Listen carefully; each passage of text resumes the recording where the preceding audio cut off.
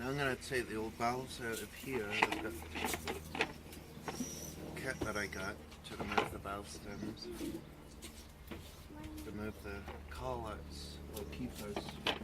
Right, it's got a magnet inside here. What I'm going to do is put a towel under there to hold the valves. So I can press down on it. And just put this over the top of the valve, the hammer, and just hit it, and it's off, just like that. Collets it out,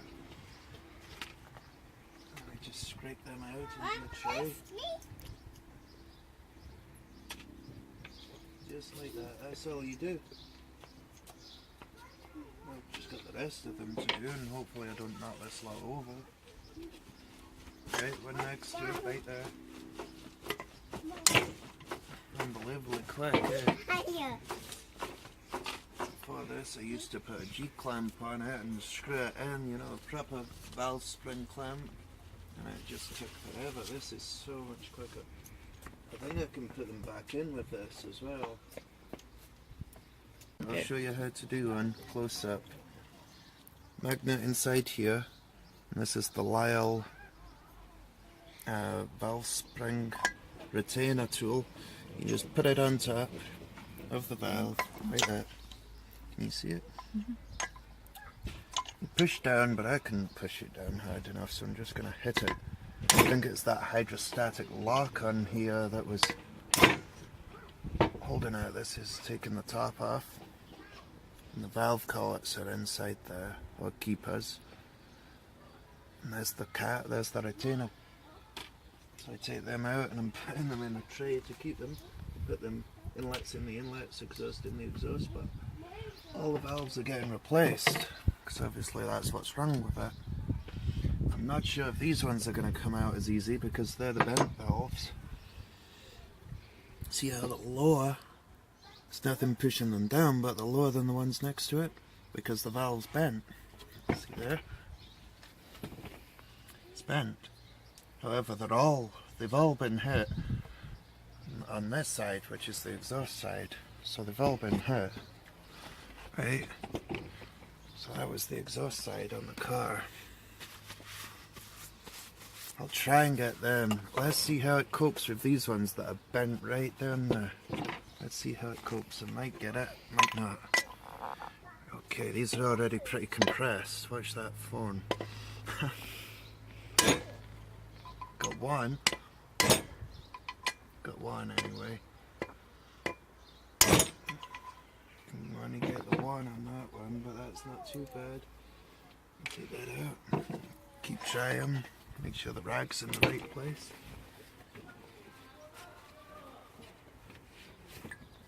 I don't think I am in the right place. Okay.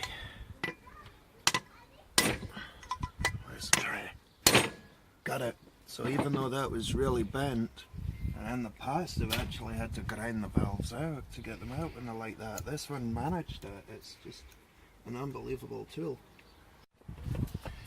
So these are getting all new valves, all new valve stem seals as well. So it doesn't matter where they go, just keep the exhaust and inlets separate. I don't think there's any difference in them, but I'll just keep them separate anyway. See this one, I had to get it on eBay because I'm in Scotland, so we had to get it sent to Scotland from America. We don't seem to sell them over here. But it's an amazing tool, saved me loads of time. Okay, so these valves are all out now. Actually I didn't press record on the camera when I was going to show you, but some of them just needed the back of the hammer to help them come out. Not a big deal though, they came out. See that one? Totally bent. Right? There was two like that, the rest of them weren't as bad, but at least all the valve guides, which are these bit, none of them have been pushed up or down. They're all at the right height to each other. So I think I got lucky with this. Like I say, I got a valve set for just under £70 with the head gaskets and the seals. A great buy on eBay. I've used them before. And I figured makes the job, so gonna just fit all them in, lapping the new valves, valve stem oil seals, head gasket. I'll skim that.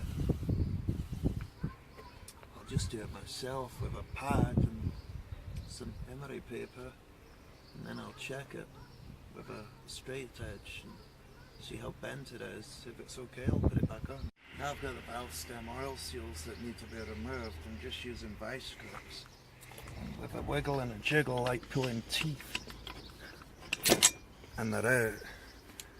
And then I'll just chop them in with a socket, the new ones. I'm taking these all out whilst I'm here. And that's another one. Wiggle and a jiggle, and it's out. Okay, that's the rubber seal, the spring in the top of it. What happens is the hole in the seal gets bigger through time and you start to burn oil. So whilst I'm in here, I'm as well to change them. There's a little spring around it, holds it together. So what I'm going to do, if I had the new one next to it, you'd see that the hole's smaller. So just, there it is there, there's one that's been removed. That's just the guide. And this goes on like a cap, so we'll put that on there, grip it, can't get pliers on this, you see, because of the angle that they're at, but there. The new valves come out of the packet, you can't get them mixed up, because the exhaust heads are tiny, the inlet heads are bigger, it's always the way. But these, they're all shiny and smooth, so what we do is put this grinding paste on it, so it gets a nice dull look on it. By using one of these grinding pastes and grind it. I'll show you that in a second. But when you've finished, you want a nice dull edge instead of a shiny one. And that way the gases will find it harder to escape. And I've also got the same finish on here. See, matches it. Makes it more tight for the gases so they can't escape when that's in. There's one that's not been cleaned up. You can see how the surface isn't great. That's what the valve would look like.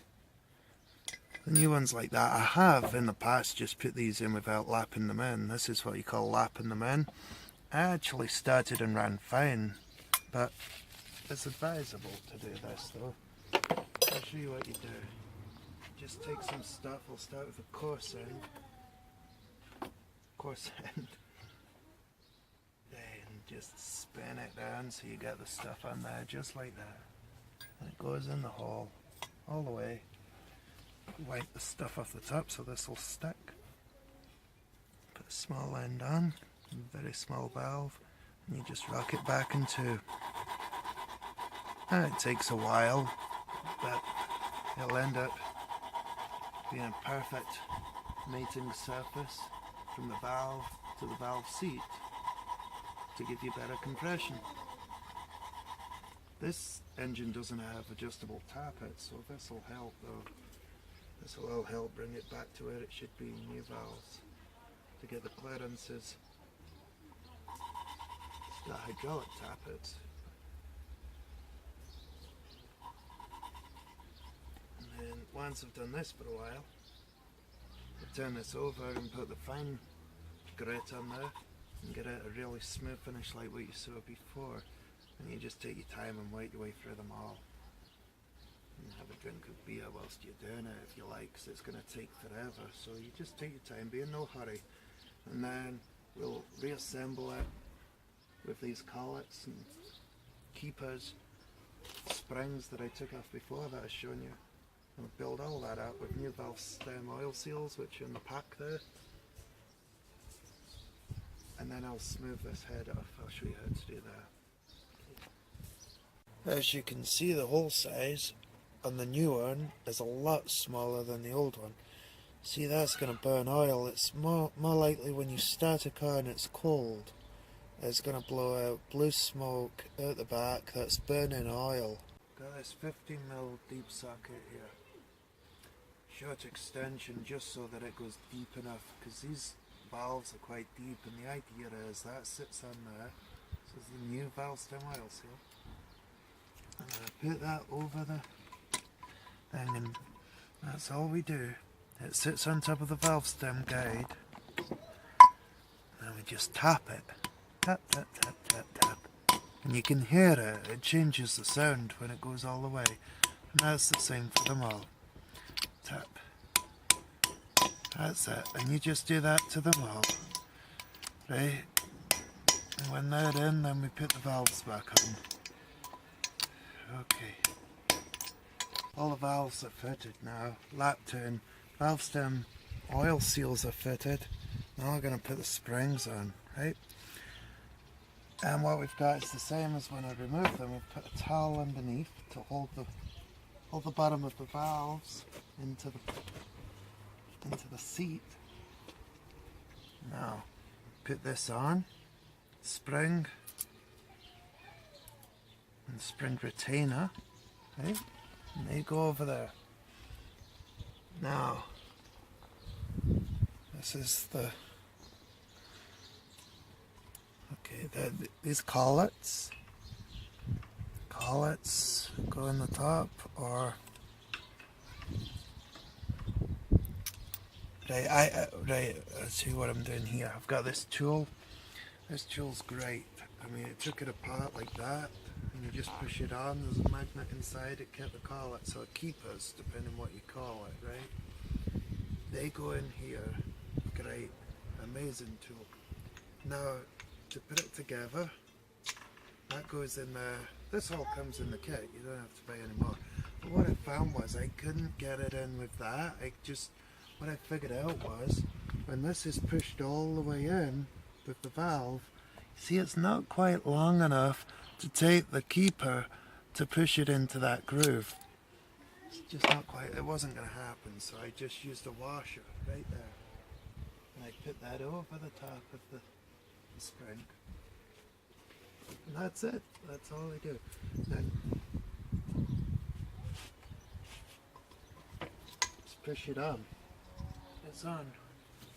That's it. As easy as that. And I tell you what, this tool, whoever invented this is a genius, and they deserve a medal. That's just brilliant. The amount of time I've pissed about with a G-clamp and getting a screwdriver, dabbing it in a bit of grease so that you could stick one of these onto it by the grease, keeping it on and carefully putting it in place, and then opening the clamp, the valve spring clamp. And all you need to do is take that, plonk it on, like that, just like that. That's it. That's it. Two little collets will keep us, depending where you're from. In Scotland, the collets. Alright, so they go back in here, the two at the top. Let's just do one more. Right there on the top. Like I say, the washer's not part of the kit, but in this case, it's great. And just push and off. That's it. Oh, I missed it, but that's okay. You can get another go. Yeah. Oh, not getting this one. And there ain't one on. Ah, shit, every time it's just poking back out again. Okay, well that's good. Sometimes things don't go as planned. But it's okay. Let me see if I can get it now. Every time I think I've got it, and it decides they don't want to go on. That's right, I'll take it right off and put it back on again. That's fine. Okay, so I took it back off. Totally. I'll just do it again. Maybe I didn't get them in level. Like I say, I've not used this before, so a bit of experience. You know, a bit of patience. Make sure the valve's all the way up, and it is. It's on the rag. And the rag, the idea of the rag is to keep the piston all the way up. I'll put these back in.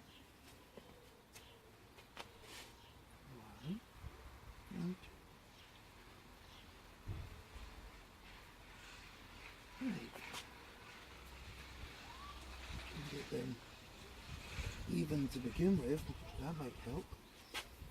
And put that on.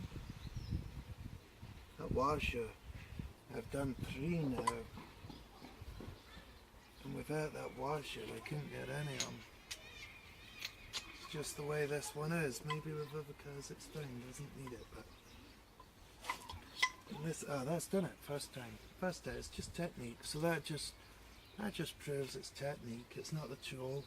Like I say, if you do have these valves that are really narrow and the valve gap comes all the way down, if you look at this, just kind of look at this. You see right there, it actually sits a long way down the valve when it's on. So just like I say, I'm gonna keep this in my toolkit. That deserves a place in there. When it's done, that deserves a place in there. To make it, I tried this.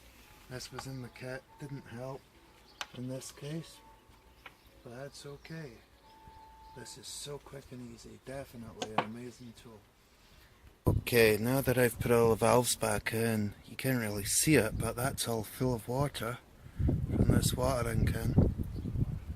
Each one of those, it's such a low viscosity that if those valves weren't seated good enough, it would trickle through and you'd see it coming through the ports. In this case, there's nothing coming out of them, and that's been holding water for ages. It's still absolute, in fact you can't even see there's anything on there. There you go. See, it's holding the water because it's very low viscosity. So that's, I know that all the lapping of the valves was a success. And it seems to be holding pressure in the head now.